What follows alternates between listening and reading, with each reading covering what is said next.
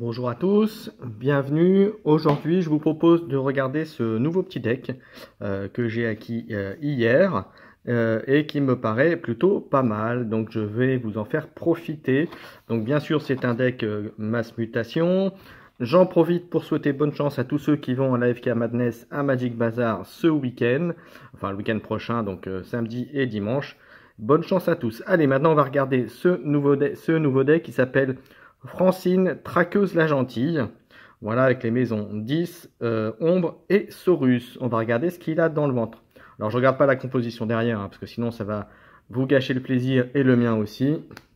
Alors, pour être franc avec vous, j'ai fait une partie avec et je l'ai trouvé sympa. C'est pour ça que je me permets de vous le proposer. Alors, ça commence avec Francis l'économiste qui a un don pour faire un dégât escarmouche. Bon, je suis pas super fan de la carte, mais bon, c'est un elfe voleur. Il y aura peut-être des combos avec. On l'a deux fois. Bon, on dire que ça fait peut-être partie des cartes qui pourraient être mieux dans un deck comme celui-ci. On va voir, on regarde la suite. Ensuite, Mutant Tyrlaine qui donne 3 dons d'ombre, donc certainement un de celui qu'on a vu juste avant. Ensuite, Beau le vendu, ça peut toujours être pratique, c'est pareil, c'est un voleur. Et l'autre, c'est un voleur aussi, donc il y a certainement une chose avec, on va voir. Alors, Elfe voleur, volet 1, donc c'est plutôt bien par clé fendue. Ensuite, Gamegi, qu'on connaît tous, Elfe voleur insaisissable. Si votre adversaire possède plus de d'ambre que vous, vous volez 1, donc c'est plutôt sympathique, c'est toujours bien. Voilà, après c'est une petite créature, mais il y en a deux. Le Nexus, qui fait toujours son café, et on voit qu'il a un capture d'ambre, donc insaisissable, et puis bien sûr en moisson, vous utilisez un artefact ami comme s'il était à vous, donc c'est plutôt sympathique. Ensuite, nuit de braquage, alors n'oubliez pas, parce que moi je fais souvent pas super gaffe, comme on dit, donc il est alpha, et on vole un ambre pour chaque voleur. Tiens, mais on a déjà pas mal de voleurs dans le deck, regardez. Il y en a 1, 2, 3, 4, 5, 6, 7. Donc si vous arrivez à voir sur la table, vous pouvez voler jusqu'à 7, à moins qu'il y en ait d'autres derrière. On va regarder, mais je crois pas. Alors, nuit de braquage, on a vu. Piège explosif, on connaît tous. 4, une créature qui n'est pas sur un flanc, avec une projection de 2. Et toujours un d'ambre, ça c'est bien. Vandalisme, c'est toujours pratique aussi. Qui donc octroie aussi un ambre. Et regardez les 3 cartes du sommet de votre deck, de votre adversaire, pardon. Défausez-en une, remettez les autres dans l'ordre de votre choix. C'est plutôt sympathique. Offre alléchante, qui lui offre un don de capture, qui donne un ambre. Et renvoyer une créature ennemie dans la main de son propriétaire. Si c'est fait, elle gagne un ambre. Ça peut être bien pour gérer une grosse bébête ou un gros truc. Voilà.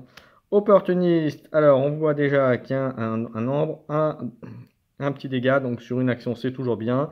Et en plus, autre effet, il y a une créature qui capture un ambre. Donc, c'est plutôt sympathique. On a fini avec les maisons ombre. Alors, ombre est très bien et pas mal. Maintenant, il y a certainement des choses de mieux à voir si on avait, si on voulait optimiser cette partie-là. Mais déjà, c'est plutôt pas mal. Il y a des petites, 2-3 quand même petits tricks dedans qui sont intéressants. Allez, en Saurus, on continue. Galéatops 12, et on voit aussi qu'il a une capture d'ambre pour être complet. 12, et il n'inflige que 4 dégâts quand il combat, c'est plutôt pas mal. On continue. Consul Primus, il donne un don d'ambre également. Moisson, déplacer un d'une créature vers une autre, donc ça peut être bien aussi bien vers vous. Vous donnez votre ambre sur une créature adverse si vous êtes sûr par exemple de la tuer après.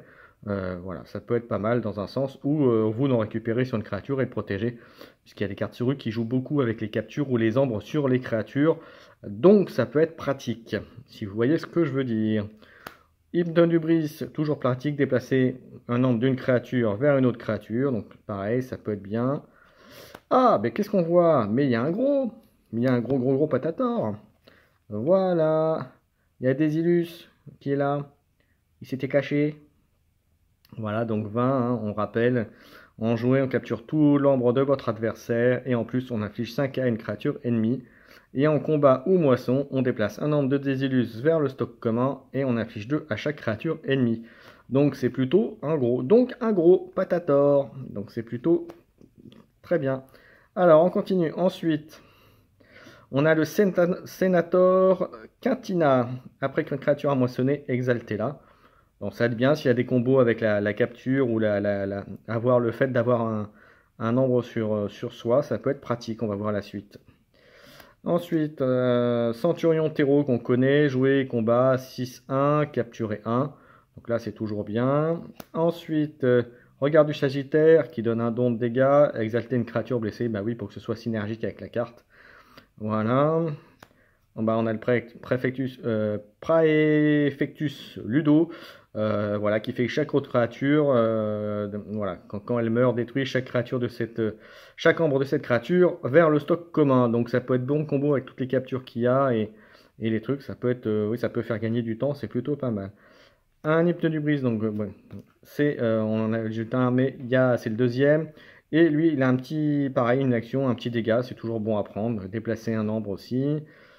On a prend garde aux Zid. Donc infliger 23 à une créature au centre de la ligne de front de ce contrôleur. Ben voilà, c'est l'anti-grosse bête. Et puis bien sûr, comme tout deck qui se respecte, quand il y a une créature double, on a Savien et lui en plus fait une action de faire un dégât. Donc c'est ultra combo avec la grosse créature. Donc, et voilà, on en finit avec les Saurus. Malsaurus c'est plutôt pas mauvais, il y a toujours mieux à mettre. Mais en soi, il est plutôt pas mal. Ensuite, on passe aux 10. Alors, les 10.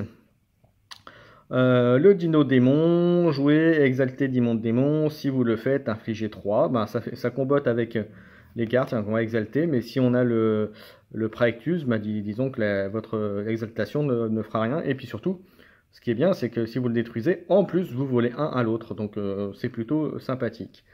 Ensuite, le pingre, qui est toujours sympathique, parce qu'en combat ou moisson, on va avoir un artefact ou une créature située sur un flanc dans la main de son propriétaire.